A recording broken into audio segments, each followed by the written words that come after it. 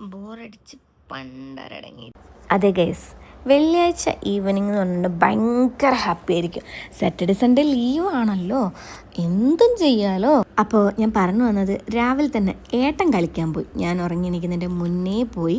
ഉച്ചയ്ക്ക് ആകുമ്പോഴത്തേക്ക് വന്നു കേട്ടോ. വന്നപ്പോൾ ഞാൻ വൈകുന്നേരം ഫുഡൊക്കെ കഴിച്ചിട്ട് വൈകുന്നേരമാണിത്. ഞങ്ങൾ ചാലയുടെ കൂടെ മറ്റേ റീൽ എടുക്കാൻ വേണ്ടിയിട്ട് നോക്കുമായിരുന്നു.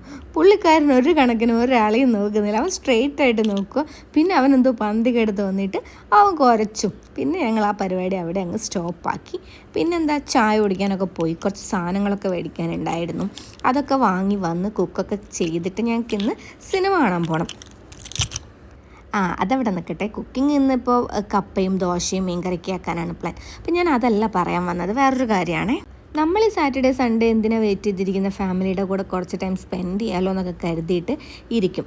ശനിയും ഞായറും ആകാൻ കാത്തിരിക്കുന്ന കുറച്ച് ഹസ്ബൻഡുമാരുണ്ട്, ഈ ക്രിക്കറ്റ് സൈക്കോസ്.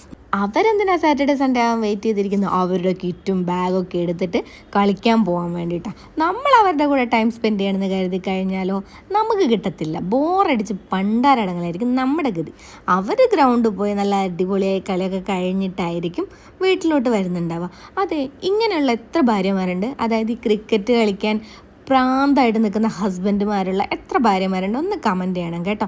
എൻ്റെ ഹസ്ബൻഡ് ആ ഒരു കൂട്ടത്തിൽ. അപ്പോൾ ഓൾമോസ്റ്റ് എല്ലാ സാറ്റർഡേ സൺഡേയും ഞാൻ ഇങ്ങനെയൊക്കെ തന്നെയാണ്.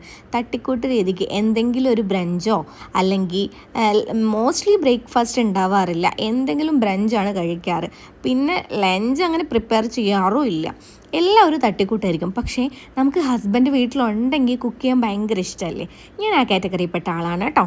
നിങ്ങളൊക്കെ അങ്ങനെയാണോ? ഹസ്ബൻഡുമാർ വീട്ടിലുണ്ടെങ്കിൽ നമുക്ക് ഒത്തിരി വെറൈറ്റി ആയിട്ടുള്ള ഫുഡ് ഉണ്ടാക്കി കൊടുക്കുക. ഫുഡ് ഉണ്ടാക്കി കൊടുക്കുന്ന മാത്രമല്ല, അതവർ കഴിച്ചിട്ട് അതിനൊരു ഒപ്പീനിയൻ പറയാൻ വേണ്ടി വെയിറ്റ് ചെയ്ത് നിൽക്കുന്നുണ്ടല്ലോ, ആ ഒരു സെക്കൻഡ് അത് അടിപൊളിയാണെന്ന് പറയുമ്പോൾ കിട്ടുന്ന ഒരു ഫീല്, അത് ഇന്ന് വരെ കിച്ചണിൽ കയറാത്ത എനിക്കൊക്കെ അത് കിട്ടുമെന്ന് പറഞ്ഞു കഴിഞ്ഞാൽ ഭയങ്കര വലിയൊരു അപ്രിസിയേഷൻ കിട്ടുന്നതിന് തുല്യമാണ് എനിക്ക് അങ്ങനെയൊക്കെ കിട്ടുന്നത്. കാരണം എന്താണെന്നറിയോ ഗൈസ്, ഞാനൊന്നും അധികം അടുക്കളയിൽ കയറിയിട്ടില്ല. ഞാനെന്നാൽ ഓൾമോസ്റ്റ് അധിക ഗേൾസും അങ്ങനെ തന്നെ ആയിരിക്കും. പഠിക്കാനും ജോലിക്കൊക്കെ വേണ്ടി പുറത്തായിരുന്നത് കൊണ്ട് തന്നെ മോസ്റ്റ്ലി കിച്ചൺ ആ ഏരിയയിലോട്ട് ഞാൻ പോവാറേ ഇല്ല.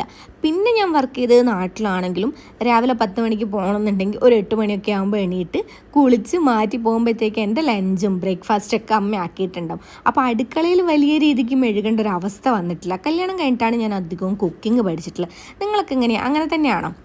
പിന്നെ യൂട്യൂബൊക്കെ ഉള്ളപ്പോൾ നമ്മളെന്തിനല്ലേ പേടിക്കുന്നത്? യൂട്യൂബൊക്കെ നോക്കിയിട്ട് അത്യാവശ്യം മോശം അല്ലാത്ത രീതിക്ക് ഞാൻ കുക്ക് ചെയ്യാറുണ്ട് ഗൈസ്. അത് എൻ്റെ ഏട്ടന് ഇഷ്ടപ്പെടാറുണ്ട്. ആളത് നല്ല രീതിക്ക് ആസ്വദിച്ച് കഴിക്കുന്ന കാണുമ്പോൾ തന്നെ ഭയങ്കര ഹാപ്പിയാണ് ഞാൻ. അതായത് എല്ലാത്തിനും അഭിപ്രായം പറയുന്ന കൂട്ടത്തിലാണ്. അതുകൊണ്ട് എനിക്ക് ഭയങ്കര ഇഷ്ടമാണ് പുള്ളിക്കാരന് ഓരോന്ന് ഉണ്ടാക്കി കൊടുക്കാൻ വേണ്ടി.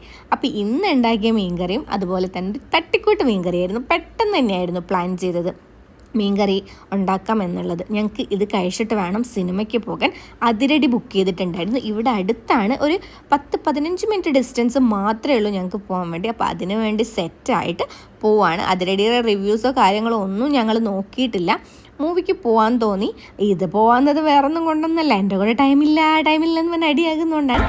പിന്നെ ഞങ്ങൾ അതിരടിയൊക്കെ കണ്ട് വന്നു. രാത്രി സുഖമായിട്ട് കിടന്നു.